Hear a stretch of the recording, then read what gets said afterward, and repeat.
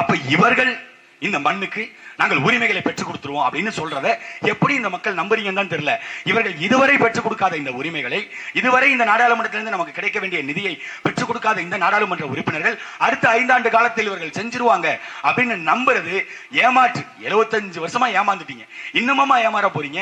ஏங்க, நீங்க ஒரு வீடு கட்டுறீங்க, ஒரு வீட்டை கட்டி அந்த வீட்டை வாடகைக்கு விடும் பொழுது அந்த வாடகைக்கு வரக்கூடிய உங்கள்கிட்ட ஒப்பந்த பத்திரம் போடுறீங்க. 2 ஆண்டு காலமா ஓராண்டு காலமா ஒப்பந்தம். அந்த ஒப்பந்தத்துல நீங்க கொடுக்கும் பொழுது ஆணி அடிக்க கூடாது, செவுத்துல இருக்க கூடாது, நீங்க வேற எதையும் இடிச்சுட்டு மாத்தி கட்டக்கூடாது. அப்படி மாத்தி கட்டினீங்கன்னா அதுக்கான முழு தொகையை நீங்க தான் ஏத்துக்கணும், அதுக்கு நாங்க பொறுப்பேற்க முடியாது. நீங்க காலி பண்ணி போகும்பொழுது எங்களுக்கு பட்டிட்டீங்கிறீங்களா, பார்த்து பெயிண்ட் அடிச்சு கொடுத்துட்டு தான் போகணும் அப்படின்னு இவ்வளவு சட்டத்திட்டங்களை போட்டு அவர்கள்ட்ட கையெழுத்து வாங்குகின்ற நீங்கள், ஒரு வீட்டுக்கு இவ்வளவு முக்கியத்துவம் கொடுக்கிற நீங்கள், இந்த நாட்டுக்கு முக்கியத்துவம் கொடுக்காம 5 வருஷம் வந்தவன் போனவன் நீங்க அதிகாரத்தை கொடுத்து அனுப்புறீங்கன்னா அப்போ உங்களுடைய நிலை என்ன? உங்கள் வீடு போல இந்த நாட்டை நேசிங்க. அதைத்தான் நாங்க சொல்றோம். இந்த நாட்டை யார் சரியா வழி நடத்துவா?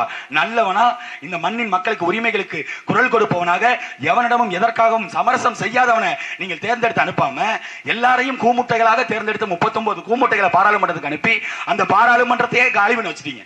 இன்னைக்கு இந்திய ஒன்றியத்திலிருந்து கிடைக்க வேண்டிய எந்த சலுகையும் தமிழ்நாட்டுக்கு கிடைக்கல. அதுக்கு ஒரு காரணம் பாஜக, இன்னொரு காரணம் காங்கிரசும் திமுகவும். ஐயா டிஆர் பாலு சொல்றாரு, மீத்தேன் திட்டத்தை நான் கஷ்டப்பட்டு போராடி பெற்று கொடுத்தேன் தமிழ்நாட்டுக்குங்கிறாரு. ஆனா ஐயா முக ஸ்டாலின் சொல்றாரு, நான் தெரியாம போட்டுட்டேன். உண்மையிலுமே அவருக்கு தெரியாதுங்க மீத்தேன்னா என்னன்னு. மீத்தேன்னா ஏதோ மரத்துல தேன் இருக்கும், எடுத்து கொடுப்பாங்க, நல்ல இனிப்பா இருக்கும், சாப்பிட்டு போலான்னு நினைச்சு கையெழுத்து போட்டாப்ல ஐயா ஸ்டாலின். ஆனா டிஆர் பாலு சொல்றாரு, நான் போராடி பெற்று கொடுத்தேன். எப்படி? எங்க மண்ணை உடைச்சு, எங்க மண்ணுக்குள்ள இருக்கிற தண்ணி எல்லாம் உருவி வெளியில ஊத்தி, அதுக்கு கீழே இருக்க பாறையை உடைச்சு, அதுக்கு கீழே இருக்கிற அந்த கேஸை எடுத்து எங்கள் நிலத்தை நாசமாக்குற திட்டத்தை போராடி பெற்று கொடுத்தேன்னு ஒரு பாராளுமன்ற உறுப்பினர், முன்னாள் அமைச்சர் டிஆர் பாலு சொல்றாரு. நம்ம ஆளுங்களும் பாத்தியா வளர்ச்சி திட்டத்தை வாங்கி கொடுத்தாரு. என்ன வளர்ச்சியை இந்த தமிழ்நாட்டில் உருவாக்கி இருக்காங்க. அதுவும் குறிப்பாக இந்த திருவாரூர், இந்த நன்னிலம், இந்த பகுதியெல்லாம் என்ன சொல்றாங்க, அண்ணன் மனுஷன் சொன்னது மாதிரி கருணாநிதியுடைய கோட்டை, கருணாநிதியுடைய கோட்டையை காலி பண்றதுக்கு தாண்டா புலிகள் கோட்டை நாங்க வந்து நிக்கிறோம். நாங்க அப்புறம் எதுக்கு நிக்கிறோம்? கருணாநிதிக்கு என்ன தகுதிங்க இருக்கு?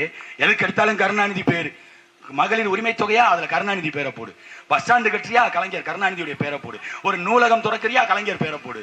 வேற ஏதாவது ஒரு வளர்ச்சி திட்டமா கருணாநிதி பேரை போடு. மாணவிகளுக்கு பணம் கொடுக்குற திட்டமா கருணாநிதி பேரை போடு. எல்லாத்திலையும் கருணாநிதி பேரை போடுறீங்களே. தாங்க ஒரு கக்கூஸ் இருக்கு, தாங்க பாருங்க, பொது கட்டண கழிப்பிடம். அதுல கருணாநிதி பொது கட்டண கழிப்பிடம் எழுதிக்கங்க. யாரும் கேட்க போறதில்ல. வரவில்லை பார்த்தா அந்த 2 தெருவுக்கு வந்துட்டு டாஸ்மார்க் கடை ஒண்ணு இருக்கு, அதுலயும் போட்டுருங்க கலைஞர் கருணாநிதி டாஸ்மார்க் சாராயம் விற்கும் இடம் போட்டுக்க. அதுக்கு தான் ஒரு பேரை வைக்கணும். நீங்க மத்ததுக்கு பேர் வைக்கிறத விட சாராய கடைக்கு பேர் வைக்கிறது தான் 100% பொருத்தமா இருக்கும். அந்த மஞ்ச பைய மட்டும் அக்கல்ல வச்சா 10 பொருத்தமும் பக்காவா இருக்கும். அந்த மாதிரி பொருத்தமா இருக்கிற இடம் அதுதான். ஏன்னா 1971 வரை மதுவிலக்கு அமல்ல இருந்த இந்த மாநிலத்துல சாராய கடையை திறந்து வைத்து பெரிய புரட்சி செய்து இங்க இருக்கிற நல்லவரை எல்லாம் குடிகாரனா மாற்ற பெருமை ஐயா கலைஞர் கருணாநிதிக்கு தான் இருக்கு. அவர் பேர் அதுக்கு தானே வைக்கணும். அதை விட்டுட்டு பேசுவாங்க. இங்க பேச மாதிரி இருக்காரு பாவம். அவருக்கெல்லாம் காது இருந்துச்சுன்னா நேரம் செருப்பு எடுத்துட்டு போய் திமுக காரன 4 பேர் வெளுத்திருப்பாப்ல. இந்த பெரியாரை காட்டி, இந்த பெரியார் சொல்லி கொடுத்த பெண்ணியத்தை நாங்கள் போற்றோம்னு சொல்ற திமுக சொந்த கட்சியில 21 வேட்பாளர்ல 6 பேர், 33 விழுக்காடுனா 6 பேருக்கு பெண்களுக்கு இடஒதுக்கீடு கொடுத்திருக்கணும். ஆனால் 6 பேருக்கு கொடுத்திருக்காங்களா? இல்ல. 3 பேர். யாரு? அக்கா தமிழச்சி தங்கபாண்டியன், எங்க அக்கா கனிமொழி, எங்க அக்கா ராணின்னு ஒருத்தவங்க தென்காசி நாடாளுமன்றத்துல. இந்த 3 பேரை தாண்டி திமுகவுல அறிவு சார்ந்த பெண்கள் அமைப்பு இல்லையா? பெண்கள் அணி இல்லையா? பெண்கள் யாருமே இல்லையா? அப்படி ஒருவேளை யாருக்கும் தகுதி இல்லைன்னா 50 ஆண்டு காலமா மயிரையா புடுங்குனீங்க பெரியாரியவாதிகள். 50 ஆண்டு காலமாக திமுக இருக்காங்க நான் புடுங்கிட்டு இருந்தீங்களா? அப்ப பெண்களுக்கு சமத்துவம் கொடுக்க அவங்களால முடியல. நாங்க அவரை பல இதுல விமர்சிக்கிறோம் அப்படின்னு சொல்றாங்கல்ல, அவர் சொல்லியதை தாண்டி நாங்க செயல்படுத்துறோம். 50 விழுக்காடு பெண்களுக்கு இடஒதுக்கீடு நாங்க கொடுக்கிறோம்.